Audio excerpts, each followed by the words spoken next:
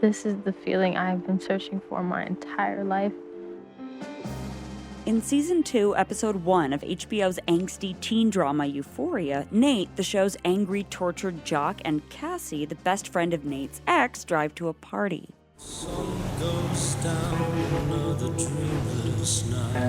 This 2.5-minute scene has barely a word of dialogue, but it expertly crafts a feeling. Unlike in traditionally filmed car scenes where the camera is often in the back seat or in front of the windshield, the camera here is in the front seat, smack in between the two, catching every glance and feeling the tension build. As Nate drinks and drives and keeps going faster, Cassie looks between Nate and the speedometer, becoming visibly scared of the speed or of Nate or both. Cassie adjusts her short dress while Nate watches, and the fearful thrill of the ride is implicitly connected to the personal danger that getting involved with each other represents to these characters, as is also underlined in the brief 2-sentence setup leading into the scene. Because I keep making mistakes and not learning from them.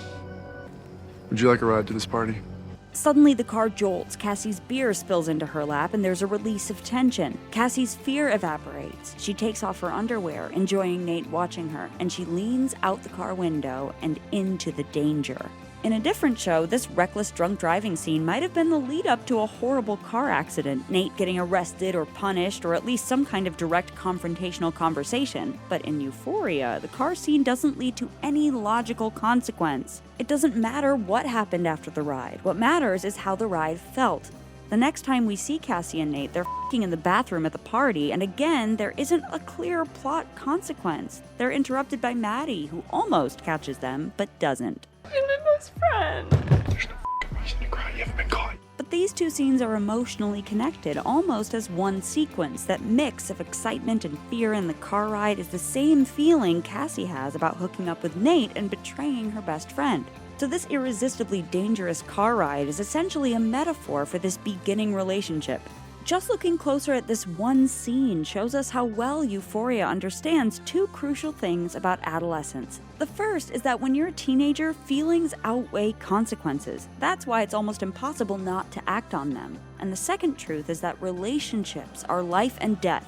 These two truths in combination make everything both disorienting and perilous, because as we see in the car scene, those all-important feelings can shift on a dime. Euphoria is often discussed as being unrealistic. People poke fun at the insane outfits and makeup the characters wear to school, or the way that it suggests today's teens are constantly having sex, drinking, and doing drugs, when the facts report that young people are doing all three less than they did in previous eras. But realism isn't the point. Euphoria's creator, Sam Levinson, and DP, Marcel Rev, said they instead set out to create a kind of emotional realism. In other words, a cinematographic sensibility in which things we see aren't necessarily truly as they are, but are truly as they feel. When you're a teenager, even if you're not acting like most of these characters, everything feels overwhelming and intense. Oh, she needs a f***ing exorcism. Accordingly, the close-ups in Euphoria are tight and anguished, and the lighting is moody, full of highly aestheticized colors that seem to paint the characters' moods onto the surroundings. The visual's opulent slow motion and swooping camera capture the sense that your reality is always dynamic and shifting, almost exhaustingly dramatic. Here's our take on the visual language of Euphoria's emotional realism, and how each technique in the show's repertoire is used to communicate the grand, urgent, sometimes demonic feelings of being young. Sam wanted to make a show about teenagers that looks like how they imagine themselves. So it's not about just being cool or innovative in a way, but more like being really personal.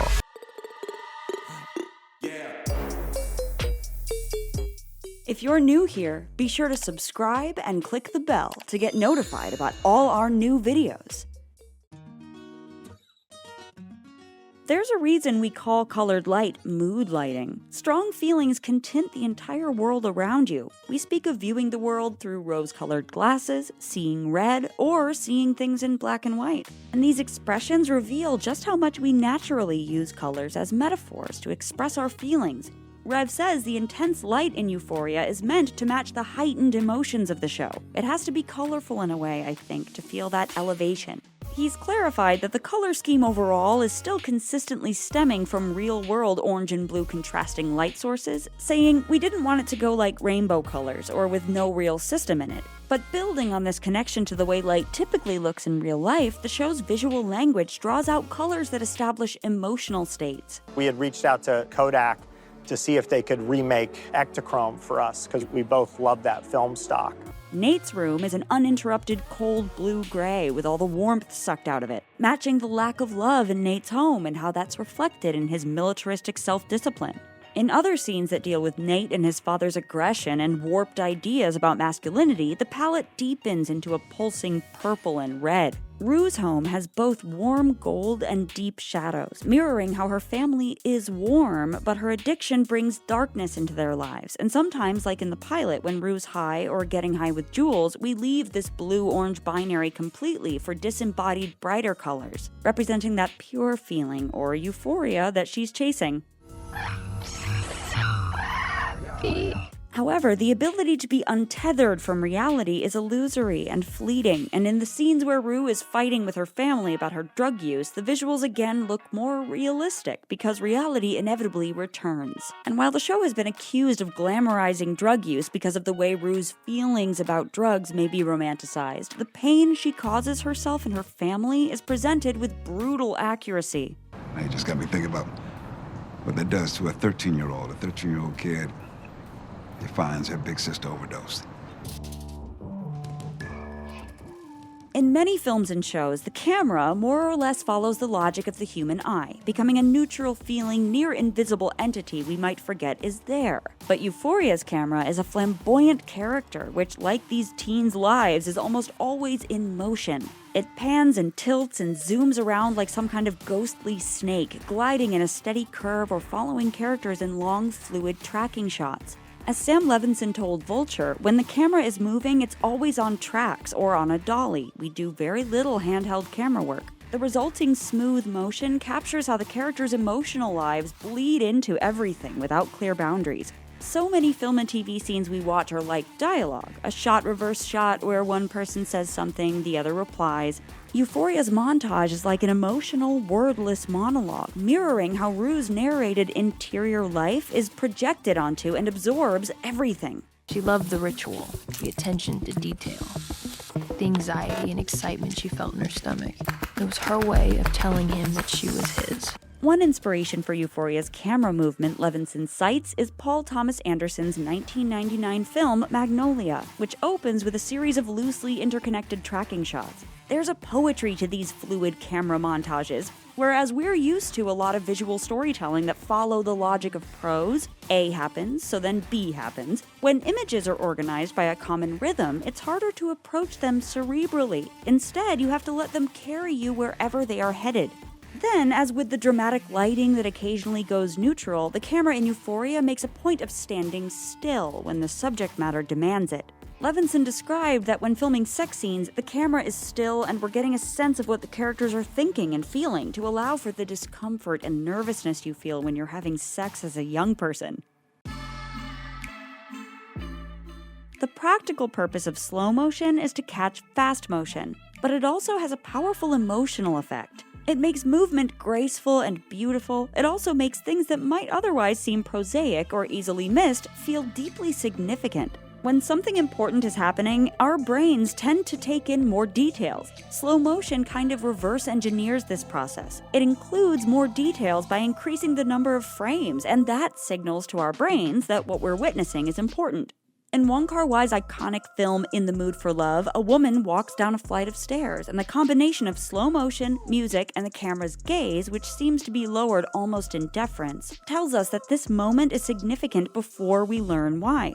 Martin Scorsese's films often include a slow motion sequence introducing a beautiful woman that the male protagonist will become obsessed with, while seeing her from a certain unhealthily idealized distance. Euphoria uses slow motion a lot to communicate how for young people it can feel like you have these dramatic, life-changing moments constantly. It's why the characters, and perhaps the viewers if they binge too much at once, can feel a little exhausted by the constant overwhelm of moments that feel ultra-significant and over the top. As Matt Zoller Seitz wrote for Vulture, you might call it too much if too muchness wasn't the whole point. There are also one-off shots Euphoria uses at times to pinpoint emotion. There's the time stood still shot, when a character is motionless but surrounded by frenetic activity. This trick is often used in "and then our eyes met" type scenes. But Euphoria uses the technique to communicate other emotions too, Cassie's fear of Maddie, or Nate being frozen in discomfort. Overhead shots like this one, where we only see Jules and Rue, even though they're in a public space, can communicate how they've shut everything out in order to be in their own little world. Other overheads will have a character perfectly centered and sometimes quite still, often in their room, reflecting that dramatic teen feeling of your misery being at the center of the universe, like in that TikTok meme. You have to start thinking of yourself as the main character. Euphoria's teens and teens throughout time are always the main characters of their own lives. I know that I never really said it before, but I want to be with you. A spotlight here tells us little Jules is both literally and figuratively in the spotlight because she's feeling lonely, scared, and judged. When Rue spots Jules, a spotlight comes on again, but this time it's more about Rue's love. Jules is in a halo, like an angel. At a party in Season 2, Episode 1, we get these bright flashes, which have a paparazzi glamour to them, but could also remind us of the kind of memory flashbacks that tend to surface after a blackout. Close-ups in Euphoria are often even tighter than a normal close-up, with the face not fitting in the screen, really making us focus on the character's expressions. When the close-ups are completely silent, which they often are, they give us more time to study the face and infer the feeling. In actual silent cinema, close-ups have a special place, since without dialogue, the actors have to communicate through pure emotion. Levinson actually cites as inspiration the silent film The Passion of Joan of Arc by Carl Theodor Dreyer, which is known for its stunningly affecting close-ups of Renee Falconetti's face portraying young Joan of Arc's beautiful suffering. As Levinson put it, passionate close-ups, where you feel like you're sort of breathing with the characters. According to Levinson, around 70% of Euphoria is shot on sets, which are created with the shot choreography in mind. Quote, "If you look at the last shot of the pilot, you see the two of them lying in bed. You see the ceiling, and slowly our camera moves up and over them. The ceiling is actually just on hinges, operated with ropes, so that the ceiling could come off and the camera could get above them." In Season 1, Episode 4, in an almost 2-minute sequence where the camera glides around following the characters at a fairground, Levinson said to create this visual dance, they brought in a bunch of rides from all over California and Arizona and built them around our shots. The camera moved along the 400 feet of dolly track that snaked through the set. Then there are the special effects sets, the spinning hallway for when Rue is very high, tumbling from wall to wall Inception style. They built this room that rotated completely around, and you have no sense of where the real world is in comparison to where you are. The spinning bed in which Jules and Rue nest in love. Together with the camera movements, these sets create a certain artificiality, making us aware we're watching some constructed version of a character's reality. When the camera tracks a character, we see the rooms in cross-section. When we zoom out far enough from Rue's room, we see all the rooms in her home from above. When we pivot from Nate's front door to his second-floor window, it's like we're peeping into the window of a dollhouse where a little toy has been centered and posed. Seeing the set is something that happens a lot in plays, a fact that we're reminded of when Lexi stages a play and the sets fade in and out of the reality of the audience watching the play, as well as the reality of scenes that Lexi drew on to write the play. And at times, the base reality in Euphoria can feel unreal or schematic, like a play. Yet, strangely, this can make the emotions feel more real and raw. It's similar to how Impressionism and Expressionism can, for some of us, capture something more truthful than the surface natural reality. Euphoria's soundtrack, a mix of modern hits, pop classics, and a gorgeous score by singer-songwriter Labyrinth, is loud and center stage. Nate's theme is angry and desperate. Put the money on it. Jules' theme is magical and childlike. There are scenes in which an entire song plays out without a single word of dialogue, like in a music video.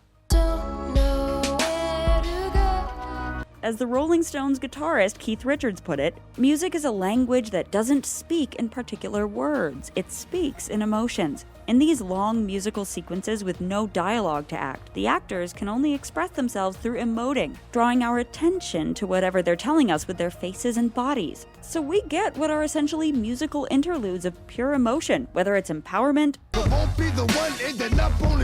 resolve, everything is haunted, everybody's evil, or pain, like in this scene where Cassie and Cal are both in their own respective miseries. Cal turns on Sinead O'Connor's Drink Before the War on a jukebox, while Cassie in her home sings along to it.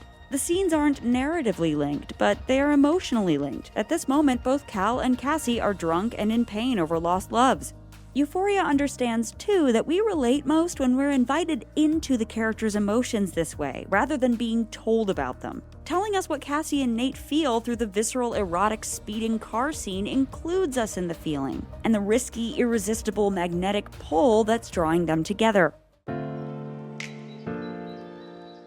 Faster-paced fantasy or questionable memory sequences take up a large chunk of Euphoria's runtime. Take a look at Season 2, Episode 3. It begins with a 15-minute flashback to young Cal and the beginnings of his painful, closeted existence. Next, we're with Rue, who is bouncing around somewhere between fantasy and reality.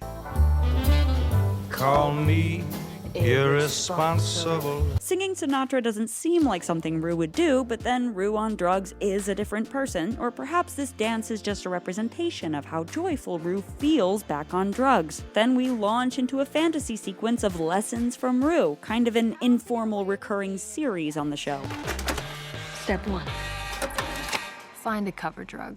Just a few minutes later, Jules is questioning Elliot about his sexuality, holding a spotlight up to his face. So you're straight? Kinda. Are you gay? Kinda. And it's not clear if this is actually a very dramatic reality or a very realistic fantasy. Then we're back in Fantasyland. Lexi imagines herself being interviewed about her work. I am the writer, director, and creator of This Is Life. And soon after that, Cassie imagines herself exploding and telling everyone about her and Nate. You two were broken up for 3 weeks and 3 days before we even had sex, so I didn't betray you! Between the fantasies and the omniscience of the however unreliable narrator, we have pretty much infinite access to the character's innermost thoughts and feelings.